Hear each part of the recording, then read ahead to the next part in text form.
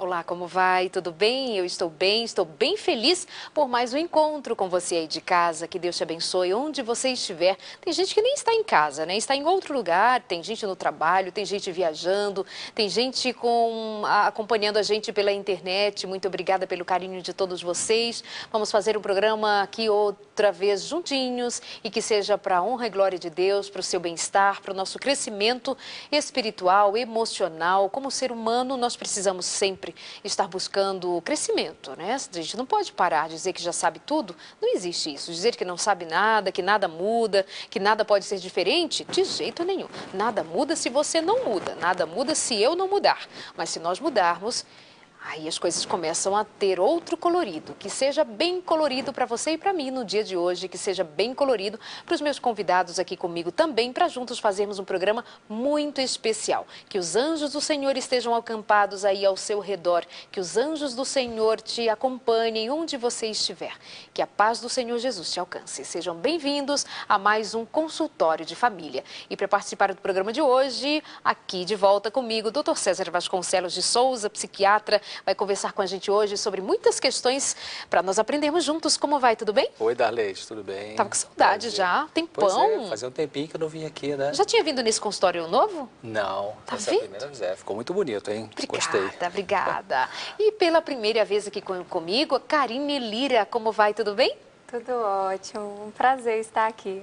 Você está vindo de Joinville, Santa Catarina. Isso. Né? A Karine é psicóloga, está fazendo mestrado em psicodermatologia.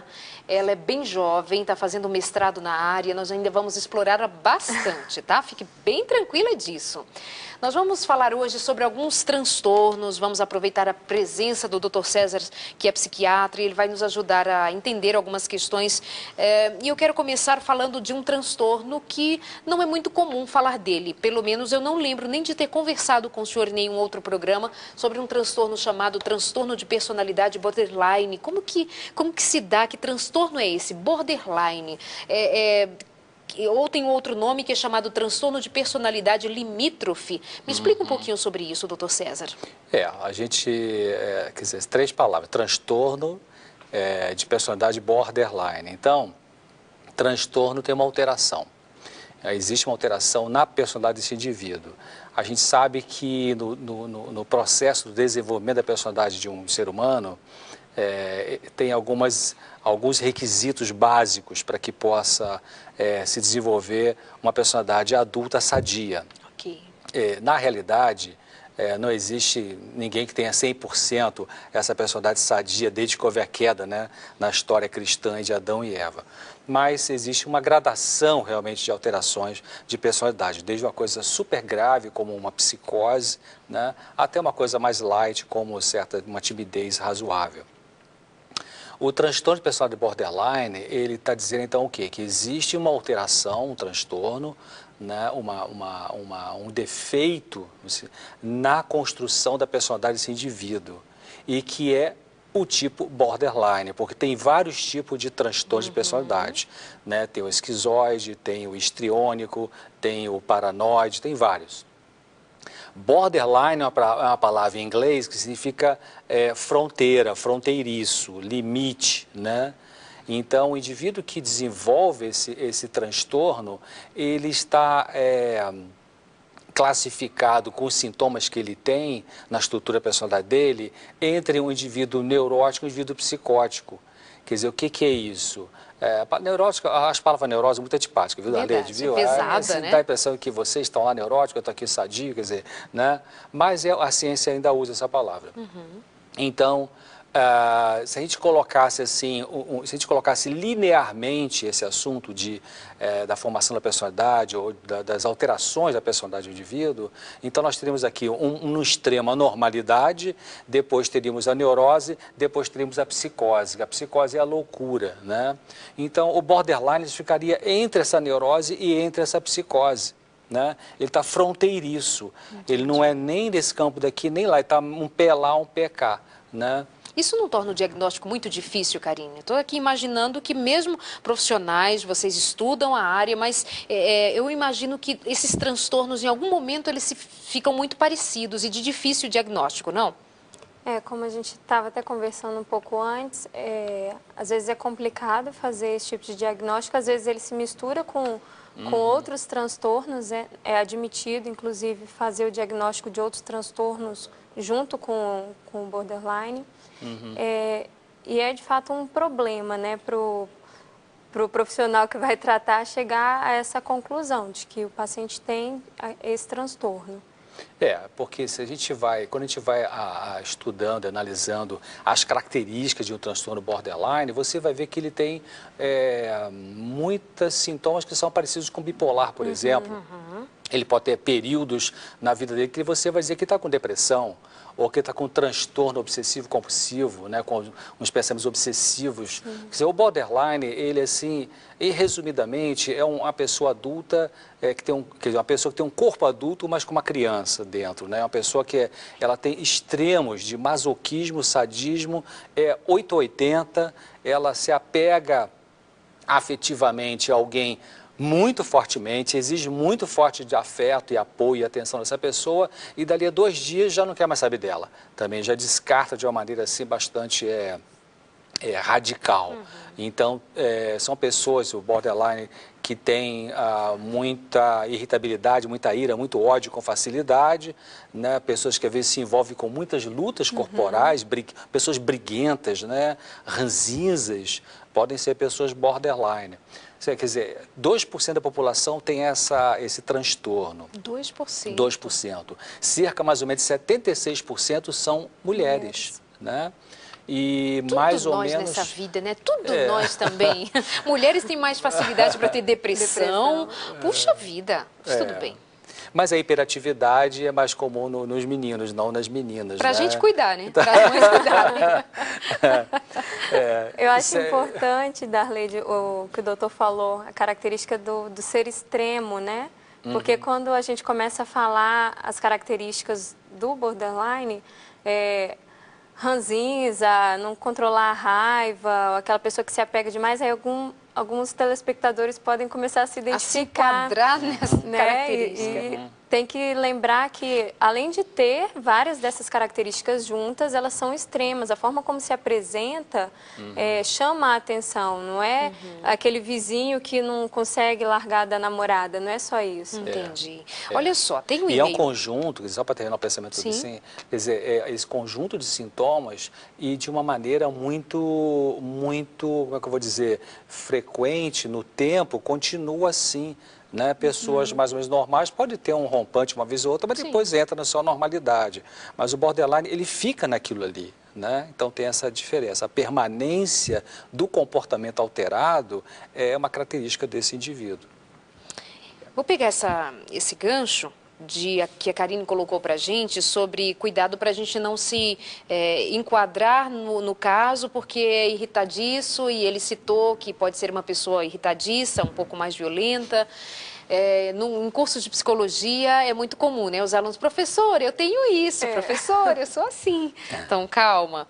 Olha só esse e-mail. A moça nos escreveu e ela está bem aflita, e o título do e-mail, o assunto do e-mail, ela diz assim, violenta, aflita e violenta. Ela disse que tem um marido que está ausente a semana inteira, ele tem 5 empregos, e eu nem imagino como é que esse homem se desdobra para dar conta disso. Ele chega em casa irritado, cansado, nervoso, né, provavelmente por todo o estresse que ele vive. Ela tem 2 empregos, trabalha então o dia inteiro, e ela também tem se sentido muito, muito estressada e violenta. Quando ela discute com ele, no fim de semana, que é quando ele dá uma passadinha em casa, ela joga objetos nele. Ela está muito infeliz com tudo o que está acontecendo. E no final das contas, ela diz assim, eu vou procurar um psiquiatra porque imagino que estou com depressão ou transtorno bipolar. Não, melhor, síndrome do pânico. Tenho tido tonturas, formigamento nos braços, náuseas, quedas bruscas de pressão e muita irritabilidade. Preciso de ajuda. Um conjunto de sintomas que podem estar ligados a um transtorno específico ou a vários transtornos. O que a gente diz para uma pessoa? Nem vamos estar conseguindo dizer a você exatamente do que se trata o seu caso, porque não dá para a gente fazer uma consulta aqui, né, doutor César? Não é o caso de o senhor fazer uma consulta, por exemplo, a Karine. Mas são várias questões envolvidas no indivíduo marido que está muito sofrido com estresse, ausência do marido, e aí ela começa num borbulhar de emoções e explode uma ira, uma raiva e joga objetos. O que se diz num caso como esse? Também, quer dizer, ela mesma está se dando um diagnóstico de provável depressão ou transtorno do pânico. Eu acho que não encaixa, quando ela fala eu estou violenta, o indivíduo que tem transtorno de pânico não fica violento, ele fica com medo. Né? Ele fica inseguro, procura o pronto-socorro da emergência ou vai para um lugar onde ele supostamente acha que vai encontrar uma saída e ali fica seguro. Né? Então, não é pânico. Depressão também não tem violência. A violência da depressão é a depressão grave que tem a autoviolência, que é a tentativa de suicídio ou suicídio. Mas isso aí é mais estresse ou transtorno do impulso, né, Carinha? A pessoa pode ter um transtorno do impulso, ela tem um controle dos impulsos, né? Ela está estressada, não sei se é só com esse marido ou se é com outras coisas, né? Faltam dados aí. Mas quando você leu, aí fiquei pensando, por que ela está violenta, né? Violenta porque está impaciente com a atitude, o que? É do marido isso aí? É o marido super ocupado, que deixa ela sozinha, então ela vai ficando irritadiça. E ficar irritada está certo, mas ela está falando em violência, né? Então, não sei, eu acho que precisa de mais dados, para a gente ver o que está acontecendo com essa pessoa. Darleide, mesmo que ela não encontre um nome para o que ela tem, fica claro que existe um problema no ambiente dela, né? No ambiente familiar, no lar. Então, talvez seja necessário identificar o que é preciso modificar nesse ambiente. Né? Ela também trabalha em 2 empregos. Ela trabalha em 2 empregos, ela acrescenta, ela mandou outro e-mail agora, dando mais informações, ela disse que é mais velha que o marido, ela é mais estudada que ele, fez mestrado numa área específica, ela não citou aqui, mas é uma mulher estudada, que correu atrás dos seus sonhos. Ela disse que o primeiro ano de casamento foi muito difícil e ainda está sendo difícil, ela só tem 1 ano e 7 meses de casada. Ela é uma pessoa que gosta muito de trabalhar, de estudar, de ir em busca dos seus sonhos, mas está difícil conviver. Se a gente olhar devagar e olha só, ela tem 1 ano e 7 meses de casada. Né? A adaptação de um casamento envolve um pouco de estresse também. São 2 pessoas diferentes ali para se adaptar a uma rotina e uma vida comum. Ele trabalha bastante, ela também trabalha em 2 empregos, então possivelmente ela não trabalha pouco. Né? Além disso, ela coloca aí uma série de informações que dá a entender que ela tem expectativas de carreira e expectativas de família. Então, às vezes, essa expectativa ainda não está sendo alcançada dentro do casamento, até porque é um casamento novo, e ela pode estar se sentindo irritadiça por expectativas que não estão sendo alcançadas. Será que a gente essas expectativas, porque ela falou aí, interessante que ela colocou essa frase, ou essa ênfase de que ela é mais velha que ele, né? E estudou mais, tem mais estudos. O que ela quer dizer com isso, né? Que está sentindo uma diferença aí cultural que está atrapalhando o convívio conjugal? Será que está isso aí dentro também, não é? Ela ainda acrescenta que ele está numa situação judicial, envolvido por uma questão familiar, e ela diz assim, minha vida virou um inferno. Eu estou aqui pensando, né?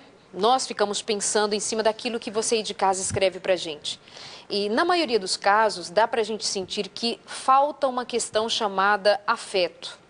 Se esse homem fica a semana inteira fora, ele chega em casa cansado e irritado, ele encontra uma mulher cansada e irritada, com N fatores, é claro que ela vai dizer para a gente, eleger várias questões, vários itens que influenciam na infelicidade dela, ou que para ela pode ser a resposta para a infelicidade dela. Será que não pode estar faltando amor nessa casa, nessa família? Será que não está faltando esse casal se amar? Porque nem tempo de estar junto eles têm. Tem gente sofrendo por falta de amor, doutor César.